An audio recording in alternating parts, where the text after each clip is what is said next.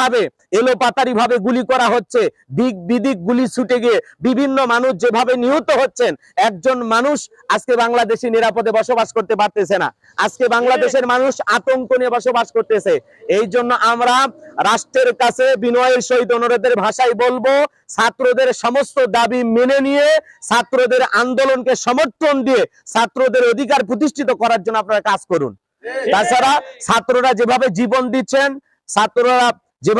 দিচ্ছেন, শিক্ষক বৃন্দ তাদের পাশে দাঁড়িয়েছেন, তারা বলতেছেন আমাদের ছাত্ররা জীবন দিতেছেন, আমরা ঘরে বসে থাকবো না, আমরাও জীবন দেব। আসসালামু আলাইকুম ইসলাম দরদি ভাই ও বোনেরা, দেশ এবং দেশের বাইরে থেকে যারা আমার এই ghost SAR Islamic YouTube channel দেখছেন, তাদেরকে জানাই আমার আন্তরিক প্রীতি ও শুভেচ্ছা, ভালোবাসা ও সালাম।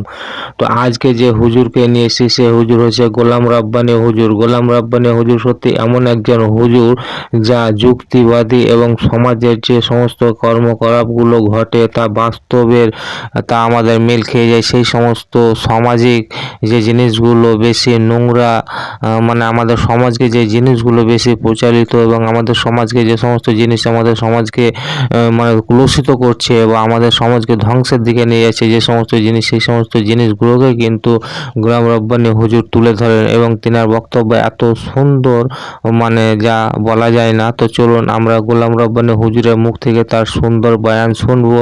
আমাদের নিরীহ ছাত্র ভাইদেরকে যেভাবে গুলি করে হত্যা করা হচ্ছে, যেভাবে তাদেরকে গণগ্রেফতার করা হচ্ছে, যেভাবে শিশুরা বিদায় হচ্ছে, আমরা এই দৃশ্যগুলো দেখে মিডিয়ার মাধ্যমে আর স্থির থাকতে পারলাম না। এজন্য এই ছাত্রদের যৌক্তিক আন্দোলনকে সমর্থন জানিয়ে আজকে জুমার পরে আমরা এই রাজপথে দাঁড়িয়েছি। আমরা প্রশাসনকে অনুরোধের ভাষায় বলতে চাই, আপনাদের ঘরেও সন্তান আছে, আপনাদের স্ত্রী আছে, এই জন্য দয়া করে আর কোনো মায়ের বুক খালি করবেন না। নিরীহ ছাত্রদের দিকে গুলি ছুড়বেন না, তাদেরকে কষ্ট দেবেন না। একজন মা তার সন্তানকে হারাইলে কত কষ্ট পায়, আজকে আমরা দেখতেছি আবু সাইদের মায়ের চোখের পানি এখনো বন্ধ হয়নি। শহীদ আবু সাইদ মারা গেছেন, এরপরেও তার বোনের চোখের পানি এখনো বন্ধ হয়নি। মুগ্ধ মারা গেছেন, তার মায়ের চোখের পানি এখনো বন্ধ হয়নি। ছোট্ট শিশু ছাদে খেলতে গেছেন, সেও গুলিবিদ্ধ হয়ে মারা গেছেন। ছোট্ট বাচ্চা ঘরের ভিতরে ছিলেন, 11 বছর বয়স, সেও গুলিবিদ্ধ হয়ে মারা গেছেন। আজকে বাংলাদেশে যেভাবে এলোপাতারি ভাবে গুলি করা হচ্ছে, দিক বিদিক গুলি ছুটে গিয়ে বিভিন্ন মানুষ যেভাবে নিহত হচ্ছেন, একজন মানুষ আজকে বাংলাদেশে নিরাপদে বসবাস করতে পারতেছে না। আজকে বাংলাদেশের মানুষ আতঙ্ক নিয়ে বসবাস করতেছে। এই জন্য আমরা রাষ্ট্রের কাছে বিনয়ের সহিত অনুরোধের ভাষায় বলবো, ছাত্রদের সমস্ত দাবি মেনে নিয়ে ছাত্রদের আন্দোলনকে সমর্থন দিয়ে ছাত্রদের অধিকার প্রতিষ্ঠিত করার জন্য আপনারা কাজ করুন। তাছাড়া ছাত্ররা যেভাবে জীবন দিচ্ছেন, শিক্ষক বৃন্দ তাদের পাশে দাঁড়িয়েছেন, তারা বলতেছেন আমাদের ছাত্ররা জীবন দিতেছেন, আমরা ঘরে বসে থাকবো না, আমরাও জীবন দেব। 10 জন জীবন দিবে, 20 জন জীবন দিবে, প্রয়োজনে হাজার হাজার শহীদ হবে, এরপরে আমাদের আন্দোলন, আমাদের দাবি না মানা পর্যন্ত আমরা রাজপথ ছাড়বো না। এই জন্য ছাত্রদের ভাষা আপনাদের বুঝতে হবে। বাংলাদেশের অলিতে গলিতে আজকে গুলির আতঙ্ক, যেখানে সেখানে গ্রেফতার হচ্ছে, এজন্য মানুষ বিপদে অনেক কষ্টে দিন কাটাচ্ছে। আমরা অনুরোধের ভাষায় বলবো, আপনারা আর জুলুম করবেন না। আল্লাহু লা ইউহিব্বুজ জালিমিন, আল্লাহ রাব্বুল আলামিন বলেন জালিম সম্প্রদায়কে আল্লাহ রাব্বুল আলামিন ভালোবাসেন না।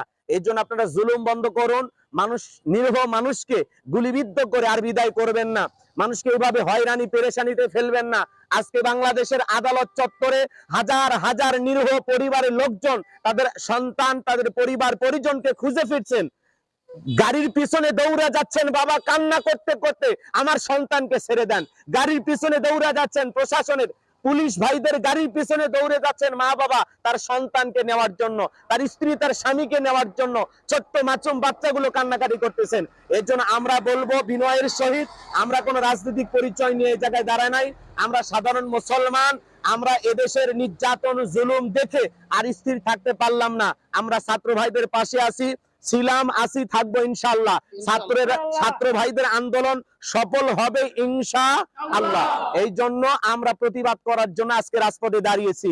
আল্লাহ রাব্বুল আলামিন বলেন, কুনতুম খায়রা উম্মাতিন উখরিজাত লিন-নাস তা'মুরুনা বিল মা'রুফ ওয়া তানহাউনা আনিল মুনকার। তোমাদেরকে উত্তম জাতি বানাইলাম, ভিআইপি বানাইলাম, মর্যাদার আসনে বসাইলাম। তোমাদের দায়িত্ব হলো সৎ কাজের আদেশ দাও, অসৎ কাজ থেকে মানুষকে বিরত রাখো।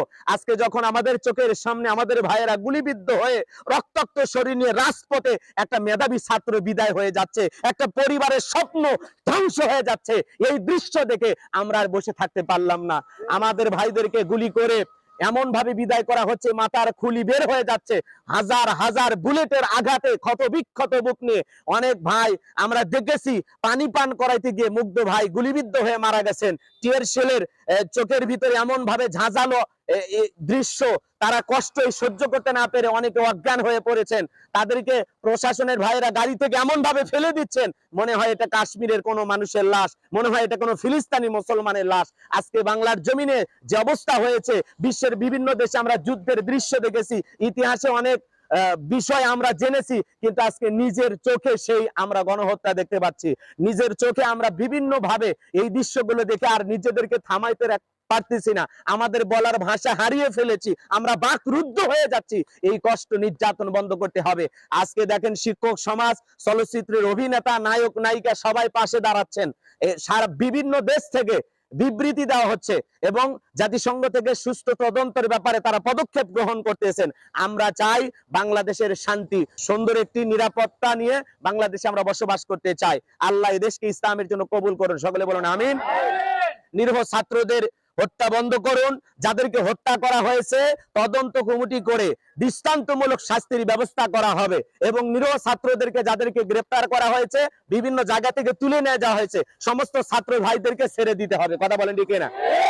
আমরা ছাত্রদের রক্ত রাজপথ রঞ্জিত হোক এই দৃশ্য আমরা দেখতে চাই না। এই জন্য ছাত্রদের হত্যা করা বন্ধ করুন, তাদের গ্রেফতার বন্ধ করুন, তাদের যৌক্তিক দাবি আপনারা মেনে নিন, অতি দ্রুত বাংলাদেশের সুন্দর পরিবেশ আপনারা ফেরায় দেন।